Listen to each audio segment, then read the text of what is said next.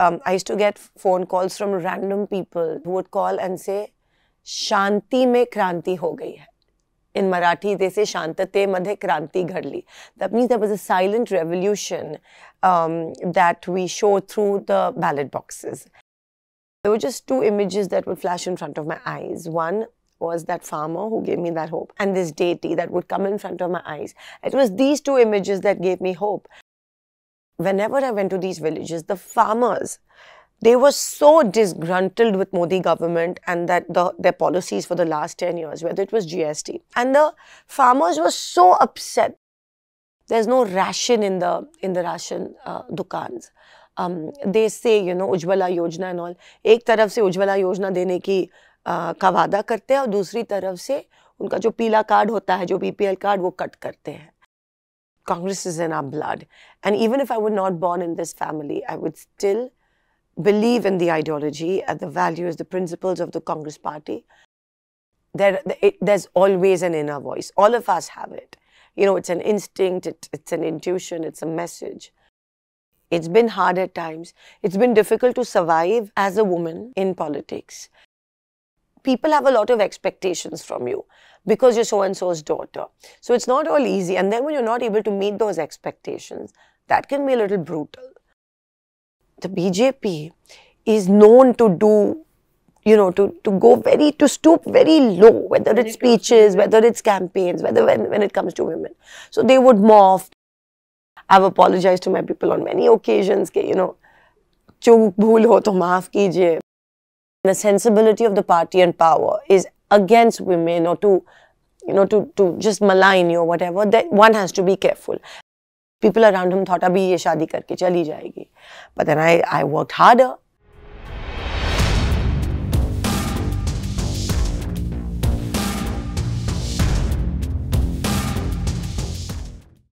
Hello and welcome to our weekly talk show, The Interview, and our special segment, Coffee on Sunday.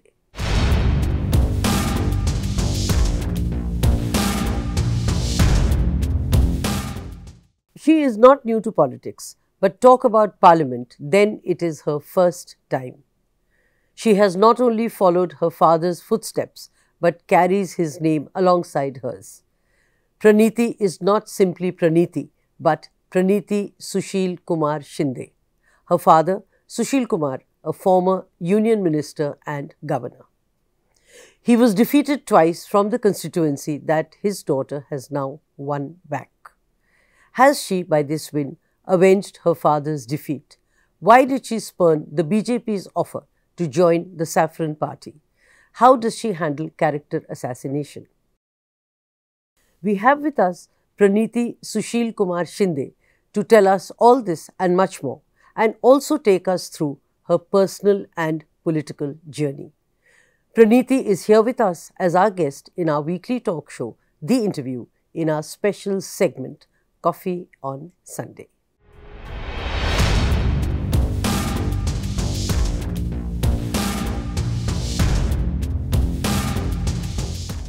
Welcome to the show, Praniti Sushil Kumar Shinde, and thank you for being here with us. Thank you so much. The pleasure is mine. You are not new to politics, but new to Parliament. What is the feeling and what is the difference? Well, yeah, I've been a 3-term MLA in Maharashtra Assembly, and this is my 16th year actually in politics. I'm soaking it all in. Parliament is a different ball game altogether. That being elected as a member of Parliament is not a joke and it's not a small thing. So it's a big deal. And I had so many anxious moments. I was not sure. And then, of course, there are sleepless nights, whether you'll make it, whether you'll not, even during the campaign. And trust me, there was, I used to get phone calls from random people. They could be farmers, they were villagers, they were milkmen, they were women, there were laborers who would call and say, Shanti mein kranti ho gayi hai. In Marathi, they say, Shantate madhe kranti ghadli. That means there was a silent revolution that we showed through the ballot boxes. Did you believe them then, or did the nervousness and sleepless nights continue? It was them. They gave me hope. When these guys were going with their narrative of 400 par, we're coming back in full throttle. The one thing that gave me hope was the people. And every night I would go home and there were just two images that would flash in front of my eyes. One was that farmer who gave me that hope. And every time I went to a village, the villagers would first take me to the village deity, like it always is the tradition. And that they called, the Gram Daivat. And when I would go back home, I would close my eyes after a very tiring day. And it was that farmer and this deity that would come in front of my eyes. It was these two images that gave me hope. And whenever I went to these villages, the farmers, they were so disgruntled with Modi government and their policies for the last 10 years, whether it was GST. सामने से PM किसान के माध्यम में से 2000 रुपए देने का ड्रामा करते हैं, लेकिन 18% GST खत पे, fertilizer पे डालते हैं. There was no water. The government didn't do much to provide them with water. They talk about big highways, but there are no roads to go to villages. And the farmers were so upset. They were so upset. It was a revolution and they had decided. And that's that one time I wished, I prayed to God and I said, just for the farmers, just for that one time, make me a member of parliament. And they were suffering silently. And not just the farmers, but the laborers, the women. There's no ration in the ration dukans.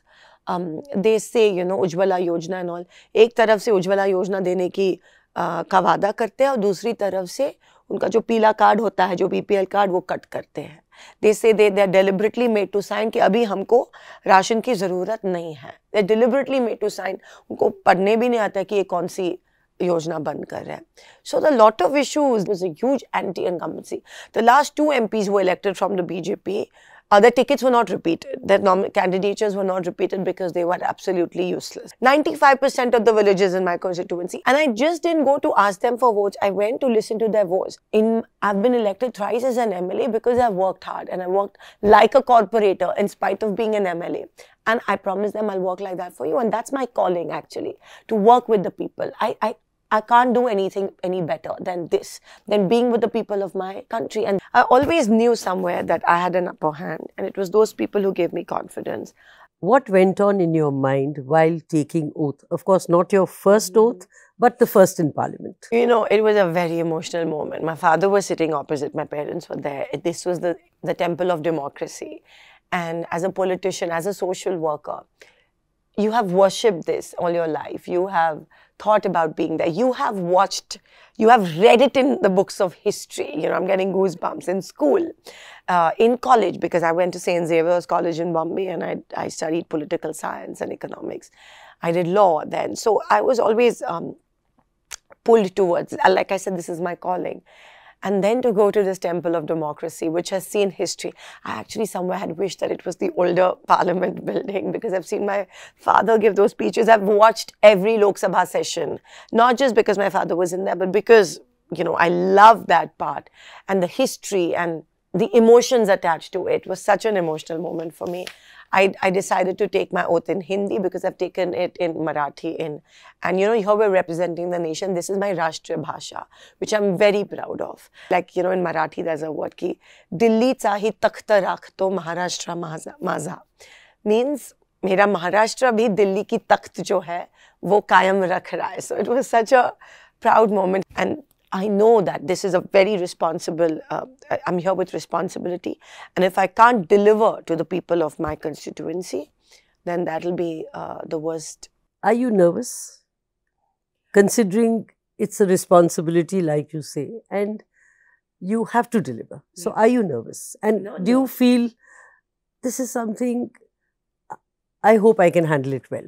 No, I'm not nervous. I'm looking forward to it. I'm looking forward to speaking in Parliament. How much of the work that I actually present in Parliament will be done? Because look at the kind of politics they're playing, deliberately holding certain yojanas, deliberately not doing the work because it belongs to the constituency of a Congress MP. So in that sense, I just hope I'm able to deliver. But I will give it my best shot and I'll give it my 100% and much more than that. Your father was defeated twice from this constituency. Why did you decide to contest from there? Was it to avenge his defeat? I can't use the word avenge. And it's ultimately a democracy and the people vote for you. So till the last moment, you can't say which way it swung. The first election that he lost was because there was a Modi wave, and we all know about that. The second election was because of the VBA factor. The Vanchit Bahujan Aghadi, Mr. Prakash Ambedkar, contested against my father, and he took 1,50,000 something votes. If it was not him, and which was again, which we say that there are some parties which were on purpose pitched against the Congress party in the last election, and even this to divide our votes and indirectly help the BJP. And that's what the VBA did the last time. But like I said, this time there was an undercurrent, and I decided no matter what that I will contest. He didn't want to, obviously. But the love that they have for him and the undercurrent and the anti-incumbency, all of that coupled together made me win this election. Your father said that both you and him were offered from the BJP for you and him to join the Saffron Party, but you refused. The BJP, of course, has said no, nothing doing. What is the truth? We were asked a couple of times, but you know, it was Congress is in our blood. And even if I were not born in this family, I would still believe in the ideology and the values, the principles of the Congress party. I believe that we're all one, and I believe in the principles of the Constitution, and I believe in the ideology. I believe in Gandhi. You said you believe in the Constitution like all of us do and should. Is that the reason why you carried the red book while you were taking oath? Or was it because you were following what Rahul Gandhi had done? No, I believe in the Constitution, that this is my calling, right? And today, the Constitution is insulted. Fundamental rights are being violated by this government. It is a holy book. It's a scripture that I worship. And when that is insulted, as an Indian, you feel sad when your freedom of speech is curtailed, when your freedom of movement is curtailed, when your right to liberty is curtailed, when your directive principles of state policy are not delivered, when yours is not a welfare state anymore. You feel bad. And that's why that Constitution had that symbolic significance, because there's hope.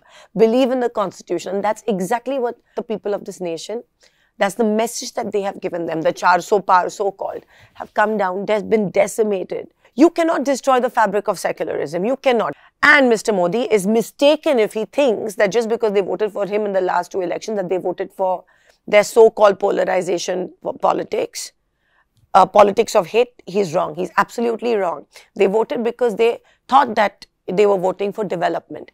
And now in his third, in 2024, they have shown him that we're still a secular lot. No matter what, you cannot destroy that fabric. You cannot destroy us. And you cannot play with our emotions on the basis of caste, creed and religion. Let me repeat your favorite quote. When you want something, all the universe conspires in helping you to achieve it. So since when has that been your guiding force? In college, school, later, or was it after you joined politics? No, I'm a strong believer in intuition and gut. And I think if you just keep your head clear, there's always an inner voice. All of us have it. You know, it's an instinct, it's an intuition, it's a message. And I believe in that. And I just feel that when you want something, and when you're meant to have it, and when you worked hard, so therefore I feel that when you want something, the entire universe conspires with you to achieve it. And when you're true to yourself, true to your work, this force will always help you in whatever you choose to do, in whatever profession you are. Do I take it that most of your wishes have been granted and disappointments have been minimal or less? No, like I said, there have been disappointments. Everybody has struggle. Everybody has an internal struggle. It's not all hunky-dory or easy-breezy. But whether to bring them to the forefront is one's personal choice. It's been hard at times. It's been difficult to survive as a woman in politics. I've had to deal with, those issues. I've survived those because people have a lot of expectations from you because you're so-and-so's daughter. So it's not all easy. And then when you're not able to meet those expectations, that can be a little brutal. So to face all that. Let me ask you.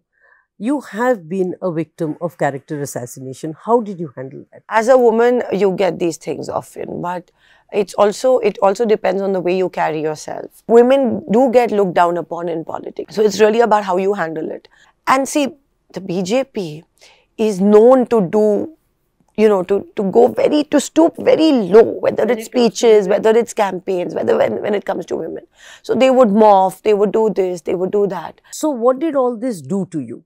Did you at some time say, this is not worth it? Yeah, you ignore it. It just makes you stronger. Because see, you're focused on your work. That's between you and your people. That's the rapport we share. So nothing else should matter. Nothing else matters if you work. And work should speak, and work speaks volumes. And the people of our country have proved that.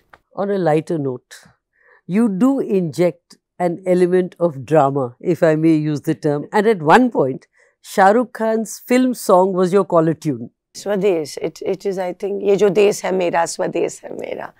And I think it's just like, like rongte khade ho jate hain when I talk about my country. Has lineage and your family legacy worked to your advantage or disadvantage? No, definitely to my advantage. I mean, my first election was only because of that. But then, like I said, you have to prove yourself. And if you're not able to meet the expectation, that can be very bitter. So you have to keep working, proving yourself. But it definitely works the way people look at you, that there's a respect, certain respect because of your background. So it gave you a head start? It definitely did. Would you say you are here because of your father, or do you stand on your own? A little bit of both, for sure. And then, like I said, hard work. There's no compromising on that. So you will contradict me if I say you are a legacy MP? For sure. This is not my first, no, it's my fourth election that I'm contesting. So I think I've broken that shackle now, and we're here. How influenced are you by your father's politics? What are the lessons learnt and unlearnt? And what is it that you would do differently from the way he conducted his political life? Very influenced. I'm still learning. He's an institution and I'm still learning with the way he deals with people. I get angry very fast. I have a temper. He doesn't seem to have one. He's always smiling. Yeah, and then people compare कि साहब ऐसा नहीं react करते हैं, आप बड़ी जल्दी गुस्सा हो जाती हो. So I have to learn that. I have to learn patience. I have to learn how to control my temper, my anger. I've apologized to my people on many occasions कि, चूक भूल हो तो माफ कीजिए. As a woman, I feel we're like एक घाव दो टुकड़ा. We'll just say it as what it is. But in politics, you can't do that. I'm still not able to, have that kind of an amicable friendship. I'm still a little reserved or whatever. So many things to learn from him. Patience, not being angry, just to have that temperament, to take everybody along. He's a people's person. I've never seen him taken off, even till date. He needs people. He needs to be around people all the time, to talk to people. And his struggle from where to where, from seller of cotton candy, then a peon in the court, then a police inspector, then his first election, and then so on and so forth. Destiny's child, really. And till date, I'm learning from him. Till date, he lost 2 elections, but I didn't see him move, that man. He's solid, and I've never seen a day in my life where he has not remembered his past and been humble about it. A cotton candy seller's daughter, a peon's daughter, privileged, would you say? Or how would you describe yourself? Because you didn't see any of that struggle. You were born, apparently, with a silver spoon. That's what they say. Look, like I said, my first election, yes, and it's helping me, it's helped me, I have that. But we had a very normal upbringing. We were never dropped to school in Lal Batti ka gaadi. We had regular friends. My friends, till date, they don't care about whether I've become an MP or an MLA. They are my levelers, Home is a leveler. My parents are levelers. My upbringing is a leveler. Your father's struggle is a leveler? It is for sure. And he reminds us every day of that struggle. Okay. As an MP, what is that extra edge, or what would you bring to the table, except for saying, हम आवाज उठाएंगे और हम आपके issues को संसद तक ले जाएंगे, which is obviously the line for every MP. So what is it that will make you different, or will it? My passion. There's a fire. My passion for working for the people, my love, the fact that I do want to make a difference, in their lives, because they look at me as a ray of hope. for something that they've been suffering for the last 10 years. And therefore, my responsibility is now much, much more for those 6 lakh people who voted for me. It's my passion, my faith, which sort of translates into my voice when I raise it in Parliament or in the Assembly. And the fervor with which I work, my energy. I'm a fighter. So therefore, if I've taken something up, I will make sure it happens for my people. Not for myself. I don't ask for anything for my people. But you know, the fire, the passion, all that you speak about really does not feed the hungry. So in real terms, after say a year, which are the to-do boxes which you will be able to tick? Talking realistically. You know, I don't agree with you, it doesn't feed the hungry, because it does. You have to have that passion. You have to have that will to fight and to get what you want for your people. My check boxes, like I said, for my constituency will be water, farmers, infrastructure like the airport that we need. There are some reservation issues so all those issues. But I think the farmer, he's the backbone of this country, and if you ignore him, then you don't deserve to be in electoral politics. Politically, you're well known. You're a public figure. What are the things about Praniti that the world does not know? That I'm any other person. That I'm any other person. I live for the moment. I find happiness in small things. Like literally, a flower can make me happy. Just going for a walk makes me happy. Touching a dog makes me happy. Listening to an old song makes me happy. During my election, I hadn't listened to music, you know. And the other day when I was like at 1 and all, I tuned into an old song and I just took it in. Music makes me happy. Reading a nice book makes me happy. Just a beautiful sight makes me happy. Being with people makes me happy. Just talking. Just like having a conversation which does not involve any serious thing. Just इधर उधर की बात, गाँव में क्या हो रहा है, तुमने आज खाने पे क्या खाया, makes me happy.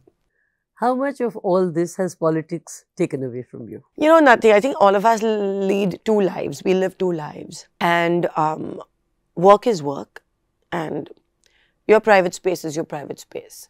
So I've managed to intermingle the two and find my peace there.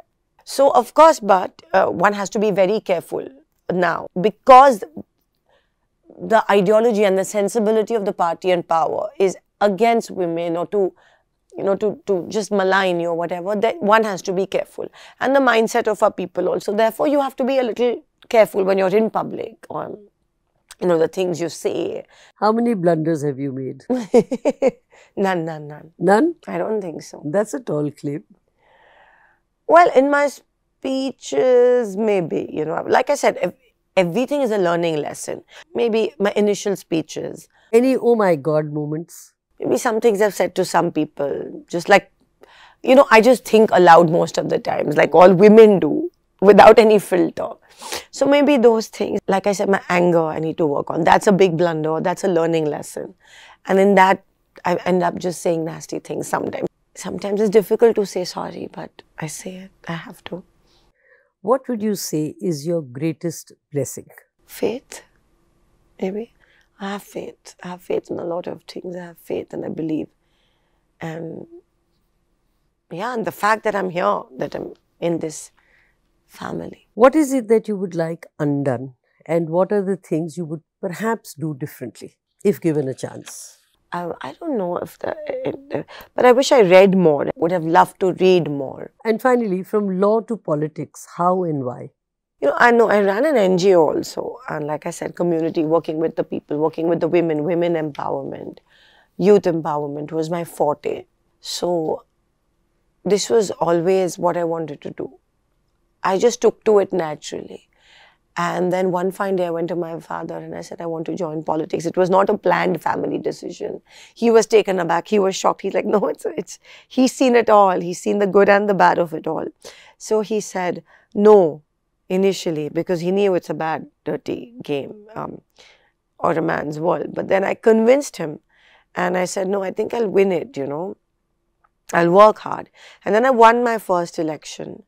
And then he saw I was serious. People around him thought, abhi ye shaadi karke chali jayegi. But then I worked harder. I won my second election in that wave. Then I worked harder. People were convinced. I won my third, touch wood. And now I've become a member of parliament. So all thanks to the people and my passion about my work and my land. Praniti Sushil Kumar Shinde, thank you very much. Thank you for your time and thank you for being here with us. Thank you. It was lovely talking to you. Thank you.